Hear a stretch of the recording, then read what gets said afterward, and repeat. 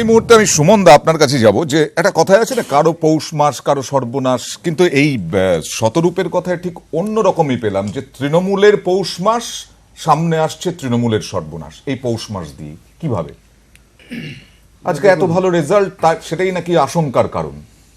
না না, এটা তো ভোটের প্রথম থেকেই পরিষ্কার হয়েছে যে দেখুন, যারা ভোট চায় তারা ভোটের ময়দানে আছে, মানুষের মাঝখানে আছে, মানুষের পাশে আছে। আর যারা ভোট চায় না তারা তো নানাভাবে ভোটটাকে পিছিয়ে দেওয়ার চেষ্টা হয়েছে। গত যে 3 ফেজের নির্বাচন ডিক্লেয়ার হয়েছিল, সেই নির্বাচনটা পরবর্তীকালে পিছিয়ে দেওয়ার ক্ষেত্রে কাদের ভূমিকা আমরা প্রত্যেকে দেখেছি। এবং যে রেজাল্টটা হয়েছে, এটা তো গণতান্ত্রিক অধিকার।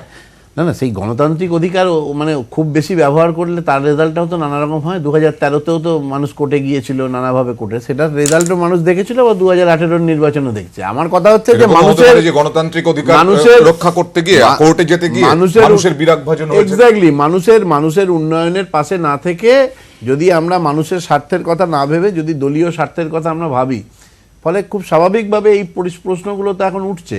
আজকে ধরুন যে রেজাল্টটা আজকে প্রকাশিত হয়েছে, এটা তো আমরা কেউ অস্বীকার করতে পারি না যে কিছু বিক্ষিপ্ত ঘটনা ঘটেছে, কিন্তু তার পার্সেন্টেজটা কত? 2%, 3%, কিন্তু 96-97% বুথে নির্বাচন হয়েছে, মানুষ সেখানে ভোট দিতে পেরেছে। এবং এটা তো উন্নয়নের ভোট, এটা কোনো অস্বীকার করার জায়গা নেই। বিজেপি এত সমালোচনা করা সত্ত্বেও কেন্দ্রীয় সরকারের তরফ থেকে পুরস্কৃত হয়েছে, বিশ্ব ব্যাংক থেকে পুরস্কৃত হয়েছে।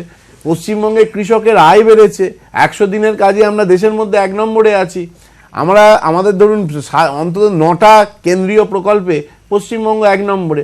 সবুজ সাথী থেকে শুরু করে, কন্যাশ্রী থেকে শুরু করে একাধিক প্রকল্প মানুষের মাঝে গেছে, নাহলে এই রেজাল্টটা কিন্তু হতো না।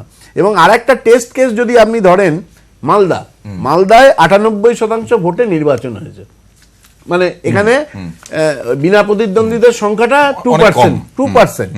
তাহলে এই যে 98% ভোটে নির্বাচন হয়েছে, এবং যেখানে 2016 সালের বিধানসভা নির্বাচনে তৃণমূলের একটাও বিধানসভা সিট ছিল না, তা সেইখানে যে রেজাল্টটা হলো, এই রেজাল্টটাই তো প্রমাণ করে যে বিরোধীদের যে অনৈতিক ঐক্যটা 2016-তে হয়েছিল, সেটা যেমন মানুষের কাছে মানুষ সেটাকে ছুঁড়ে ফেলে দিয়েছে, তেমনি পাশাপাশি বিজেপিরও যে সাম্প্রদায়িক প্রচার, সেই সাম্প্রদায়িক প্রচার কিন্তু সেভাবে দাগ ফেলতে পারেনি।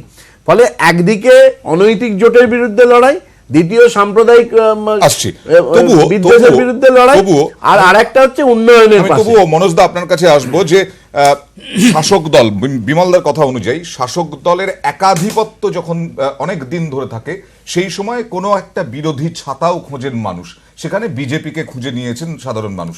এখন কি কোথাও হাত কামড়াতে ইচ্ছে করছে, যে বারবার আদালতে না গিয়ে সময় নষ্ট না করে আরো যদি মানুষের কাছে যেতেন, তাহলে ভোটটা আরো বেশি পেতে পারতেন? আপনার এই কথার জবাবটা দেব, তবে তার আগে অনেকক্ষণ ধরে বসে আছি, তো এতক্ষণ ধরে অনেক কথাই শুনলাম। যে কথাগুলো শুনলাম সেইগুলো আপনাদের প্রথমেই একটা আপনাদের প্রতিবেদন দিয়েছিলেন নির্বাচন কমিশন থেকে, একদম প্রথম দিকে। সেখানে নির্বাচন কমিশন নাকি ভীষণ কড়াকড়ি করছে, এবং সেখানে বলছে যে তারা এখন যে জায়গা থেকে অভিযোগ আসছে, সেই সমস্ত জায়গাগুলোর অভিযোগগুলো নিয়ে ভীষণ কড়া ব্যবস্থা নেবে। এই কথাটা শুনবার পর থেকে আমার মনে হচ্ছে যে রোগী মারা গেছে, রোগীর বডিটা পুড়িয়ে দেওয়া হয়েছে, তারপরে এখন ডাক্তারবাবু ওষুধ নিয়ে আসছেন।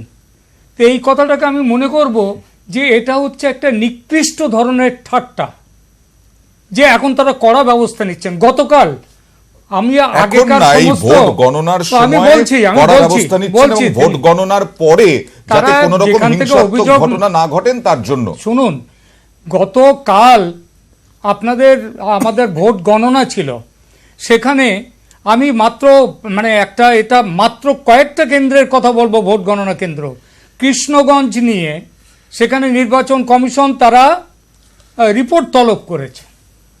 অথচ মাঝদিয়া, হাবড়া, ছোট জাগুলিয়া, হাওড়ার বিভিন্ন জায়গায়, এমনকি যে মোহাম্মদ বাজারের কথা বললেন বীরভূমে, যেখানে 6টায় 3টে হয়েছে, সেখানে পর্যন্ত ব্যালট বাক্সের ব্যালট বার করে ছাপ মারা হয়েছে, বিজেপির সেই সমস্ত ব্যালটগুলোকে বাতিল করা হয়েছে। সময় নষ্ট না করতেন, তাহলে মানুষের কাছে গিয়ে তো এই প্রতিরোধটা করতে পারতেন। আচ্ছা, এইবার বলি, মানুষের কাছে আমরা যাইনি, এটাও যেমন ঠিক নয় আপনার কথা, মানুষের কাছেও আমরা গেছি, কিন্তু দেশে আইন শৃঙ্খলা এগুলো রয়েছে।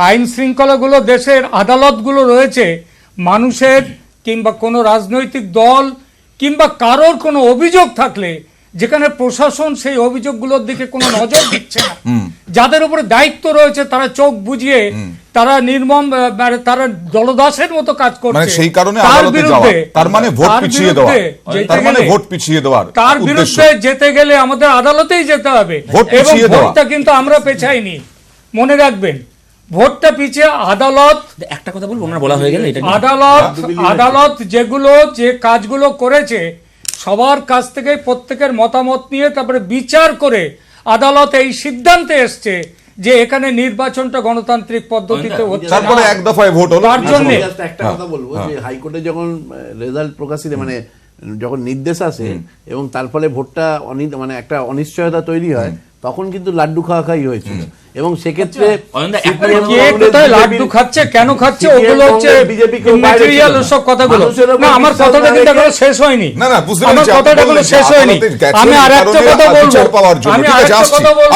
আসছি। আমার এই BJP খালি একটা এবং কথা বলবো, মাওবাদী এই প্রসঙ্গটাতে চক্রান্ত নিয়ে। এই প্রসঙ্গটাতে আদালতের ব্যাপারটাতে দেখুন, ভোটের সময় জনতার ময়দানে যেতে সবার ভালো লাগে, জনতার ময়দানে যাওয়ার জন্যই কিন্তু আমাদেরকে আইনের ময়দানে যেতে হয়েছে। আমি আপনাকে একটা উদাহরণ দিচ্ছি, ধরুন ভাঙড়ে যারা মনোনয়ন জমা দিতে পারেনি এমন 8 জন আদালতে গেছিল বলেই আদালতের রায়ে হোয়াটসঅ্যাপে পাঠানো তাদের নমিনেশন ইলেকশন কমিশন জমা নিতে বাধ্য হয়েছিল। ব্যাপারটা সেখানেই থেমে থাকেনি। মুখ্যমন্ত্রী সেই মমতা 8 জন- বন্দ্যোপাধ্যায় তাদের সূত্রে বলেছেন এক যে সেকেন্ড। তোমরা মাওবাদীদের সঙ্গে এক আছো। সেকেন্ড, আদালতে গেছিল বলেই তাদের নমিনেশনটা গৃহীত হয়েছিল।